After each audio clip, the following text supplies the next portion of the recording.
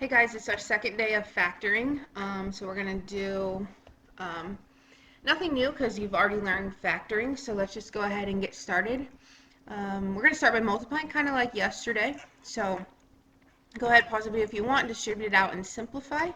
This is going to be distribute the x squared, distribute the x to the 5 plus 5x, distribute the 5 plus 5x plus 25.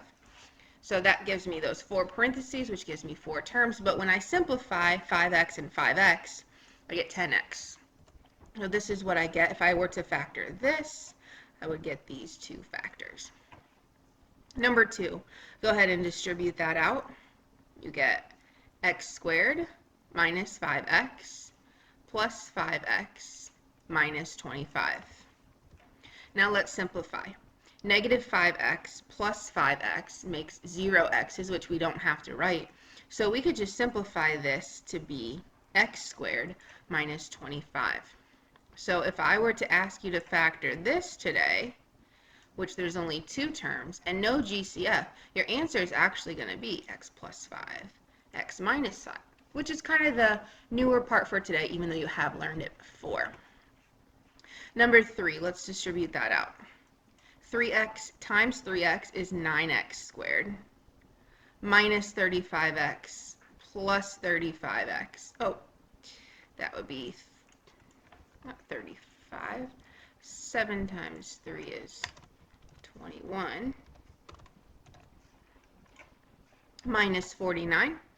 Those simplify to 9x squared minus 49. So this is what I get in standard form. In what we call factored form, I get these two factors. So let's talk about patterns because we're really going to use these patterns today. If there are 2 terms and this term is a perfect square, meaning if I take x times x, I get x squared. And this is a perfect square. What do I have to square here to get 25? 5. If that happens, if I have a perfect square minus a perfect square, there will be a pattern, and the pattern is going to be this term plus this term, and then this term minus this term. You'll see that's happening again over here. This is a perfect square. To get 9x squared, we have to square 3x. To get 49, we have to square 7. It's a perfect square. And if that's the case, if this term is a perfect square, there's a minus sign and another perfect square, then these two you're going to see in your answer or your factors. It's going to be 3x plus 7, 3x minus 7. The reason one's plus and one's minus is because right here, that's what makes them cancel or go away, which turns it into 2 terms. So you'll see on your note sheet something like this, our first box that you'll see, and it's exactly what I just talked about. If I have a perfect square, meaning a is being squared there, and a perfect square here, which b is being squared there, what I do with a and b is a plus b, a minus b. Just like here I did x plus 5, x minus 5, 3x plus 7, 3x minus 7. So this pattern is called the difference of 2 squares because this is a perfect square, and of course difference, subtract. So we're going to try to figure out what's being squared here and what's being squared here so we can do this pattern. Other patterns, which we'll talk more about when we get to them, are the sum of 2 cubes and the difference of 2 cubes. Notice here a is being cubed, or whatever number quantity is here is cubed. There's a whole different pattern. And same here, there's a different pattern. I kind of coded it so you could see it. If it originally starts with a plus, this will be a plus. This will be the opposite sign. Same thing here. If it starts with a minus, this will be the same sign, and this will be the opposite. We'll get to this when we get to an actual example. And this over here is your perfect cube chart. So if you get a big number like 512 and you're not really sure what number cubed is 512, it's 8. 8 times 8 times 8 is 512. I put these at the top so we could use them whenever we need them. So number 4. First of all, look for a GCF. They don't have anything in common. Then look for a pattern. Is it perfect squares or is it perfect cubes? It is perfect squares. This is x squared, and this term is also a perfect square, which is 7 squared. So if I can figure out what's being squared here and what's being squared here, that's going to go right into my factor. It's going to be x plus 7 and x minus 7. Just like up here, a squared, b squared. So a is being squared, b is being squared, and those terms go right in there, 1 plus 1 minus. Again, you could also check this by redistributing it, and you will end up simplifying it to this answer. Number 5, there's no GCF. There is a negative out at the leading coefficient. So you do want to start by factoring out a negative. So divide by a negative, you would get x squared minus 100. Now, is there any GCF here? No. Is this a perfect square? Yes, x is being squared here. Is this a perfect square? Yes. 10 is being squared here. So what do I do with this if I have a perfect square minus a perfect square? It's going to be x plus 10, these two terms, and then x minus 10. Number 6, is there a GCF? No, 2 doesn't go into both of them, 3 doesn't go into both of them, 7 doesn't go into both of them, so no greatest common factor. Is this a perfect square? Yes. To get this term, I would have to square 6x. Is this a perfect square? Yes. I would have to square 7. So I know what's being squared here and what's being squared here. It's 6x and it's 7. Those are my a. This is like my a value. And this is like my b value. And what do I do with those a and b values? I add them up and I subtract them. And those go to be my factors. So 6x plus 7, 6x minus 7. Okay, number 7. What do you think here? First of all, they do have a greatest common factor. They do have a number in common. You could factor out a 2 from both of them. Could you factor out a larger number? Yep, you can pause the video and try to figure out the largest common factor. It's 4. Divide by 4, 9x squared minus 4. Now the 4 is going to stay there. It's just going to kind of tag along on the left side. And we're going to see if this could be factored further. Is this a perfect square? Yes. 3x is being squared, so 3x is my a value. What's being squared here is 2, so that's my b value. So I write a plus b, a minus b. So it's going to be 4, 3x plus 2, 3x minus 2. This is my answer. Nothing can be more simplified.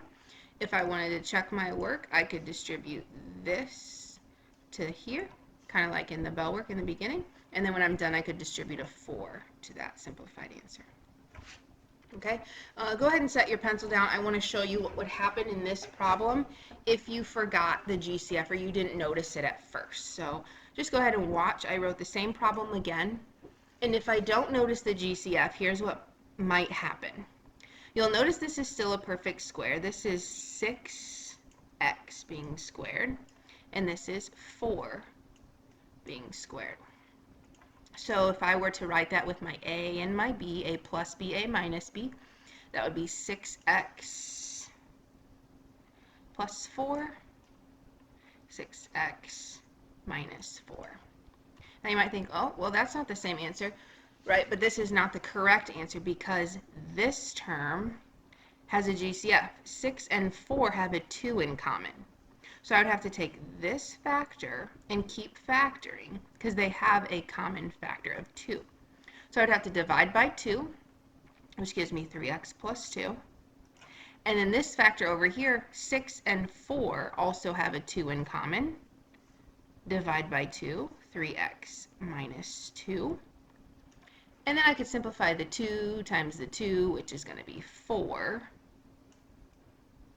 3x plus 2, 3x minus 2. So you'll see you do get the same answer as over here, but it took 3 steps instead of 2. So noticing the GCF right away will save you time. Number 8. GCF. And this is x squared and this is y squared. Those are not the same thing, so it's not a greatest common factor. Is this a perfect square or perfect cube? Is this a perfect square or perfect cube? Yeah. This is a perfect square. X is being squared, so that's my, like, your a value, what's being squared. Over here, what's being squared is 3y, so that's like my b value. So what do I do with a and b? I follow this pattern, a plus b, a minus b. So it will be x plus 3y, x minus 3y. If it's not a minus sign in here, it won't follow this pattern and it won't work. You would have to use imaginary numbers, which we're not going to get into again today. All right, we are ready for number 9. Let's look at 9. There is no GCF, but you'll notice we now have a perfect cube.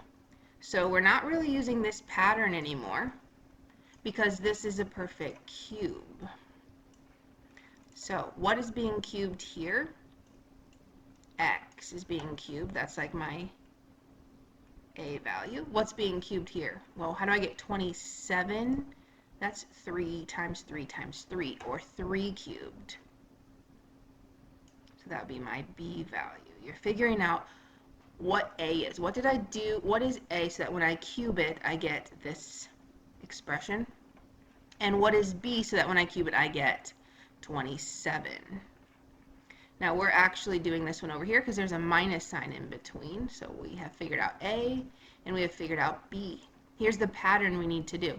We need to take our a value, subtract, and then write our b value. So that's going to be x minus 3. Keep following the pattern. It says a squared. So what is this? Squared. X squared. Then we write plus a times b. So if this is a and this is b, what do you get when you multiply x times 3? You get 3x. Finally, plus b squared. This is my b term. And when I square 3, I get 9. Okay? So kind of like this pattern over here, you find what's being cubed, or in this one, it's being squared. In other words, your a and your b, and then you just follow the pattern. And you'll be able to use these notes on your quizzes. So keep these handy so you don't have to memorize them. You can just kind of look back at them. Although the more you do it, you probably will have them memorized. All right, number 10. Is there a GCF here in number 10? There is. It might not be noticeable right away, but if you try to divide 216 by any factors of 27, like 3 or maybe even 27, that actually works. Both of them are divisible by 27. So divide by 27, you get 8x cubed. Divide by 27, you get 1. That 27 is just going to tag along. And then we're going to have to factor this further if possible. Is it possible? Is something being cubed or squared here? Yes. An 8 comes from 2 times 2 times 2. And x cubed comes from x times x times x. So that is my a value. That's what's being cubed to get this term. What's being cubed to get 1? 1. That's my b term. Notice there's a plus in the middle, so I go here to this pattern. I do a plus b, so 2x plus 1. And then this second part, a squared. So 2x squared is 4x squared minus a times b, 2x times 1 is 2x, plus b squared. b is 1, so 1 squared is 1. And that is my final answer.